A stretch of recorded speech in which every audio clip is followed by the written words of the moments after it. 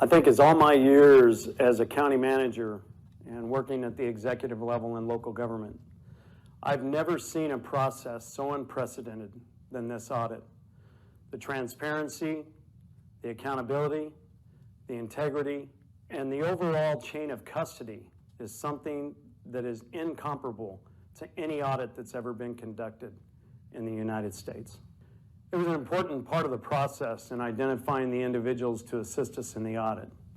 Background checks had to be done, social media vetting took place, but we didn't care what party you were, whether you were Democrat, Republican, Independent, Libertarian, far left, far right.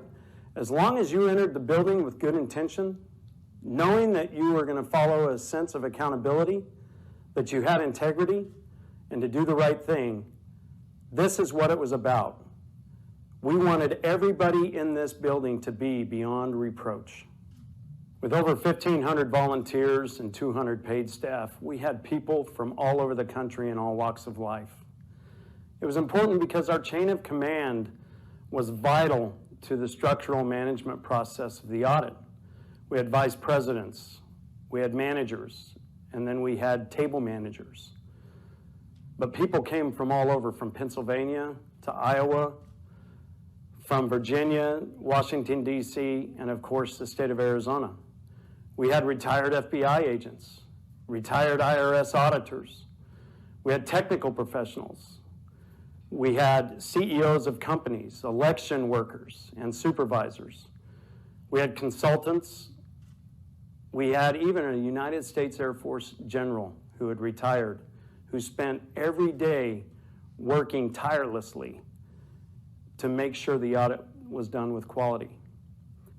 Although it was only Maricopa County residents who voted in the last general election that were able to count ballots and votes, it was important to know that everybody in that building was there for one common goal, and that was to validate the election results and seek out and find any vulnerabilities to provide feedback that would enable Maricopa County's election process to get better, or to provide findings to the Arizona Senate for them to take the necessary measures to restore confidence in the Arizona voter. We had many measures that were implemented to ensure the safety and security of the people within the facility. Badging was something that was very important, where a person to get into the facility had to present their badge, also a legal ID, and be on a list. Another important aspect to this was our COVID protocol, that we ensured that we did not have any issues pertaining to COVID, and people were required to wear masks while on the floor. Any visitors or state delegation personnel that came into the building were also escorted. We had first aid stations on hand, and we had a reunification site set up in the event we had to evacuate the premise. Training was very detailed and extensive. Everyone went through an orientation process before they broke out into their specialized training. If you went to a counting table, you learned what the spinning process was. You actually did a practice tally sheet. You learned what the positions were that were involved in processing ballots and taking ballots off, what table managers did and what pod managers did.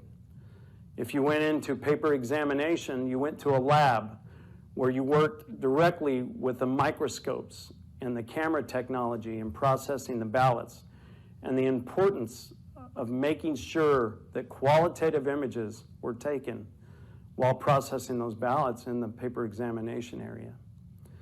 Buzzwords were often used, such as integrity, accountability, chain of custody, beyond reproach, and transparency. And this was the culture that was developed for anyone that stepped in this building. The floor operations had many different moving parts. We had the ballot corrals that stored the ballots and staged the ballots in different ways, from regular storage to staging for paper examination and for staging for further investigation. You had paper examination stations that would then take ballots from the box and process them to obtain the images that were necessary through DSLR cameras and 4 different microscopes that obtained information from each ballot. You had aggregation that would then take the results of the counting tables and input that data into the system to ensure that the proper counts were correct during that process. Ballots didn't move without three things: people, paper, and observation. The people who moved them, the paper trail with the chain of custody that followed it, along with the camera observation that did not at any time allow a box to not be seen. The handling of ballots was also very important. Once a ballot box was cut open and the ballots were removed, it was important that we ensured that the ballots were put back the exact same way they were pulled from each of the ballot boxes. Our goal was to make sure that Maricopa County received the boxes back with all the artifacts in it, along with the order of the ballots, the exact same way that we received them. I think with all the outcry of concern the election results displayed, it was important for the Arizona Senate to bring in an independent to evaluate the results. This was done in a way that was unprecedented, that had never been done before with the detail and the forensic side of the audit. But it was also important to be done in a bipartisan effort with the intent to provide feedback to Maricopa County to enable them to get better in their election process, or to provide findings to the Arizona Senate to enable them to create measures that would ensure that in the future that the residents of Arizona could have confidence in the election process.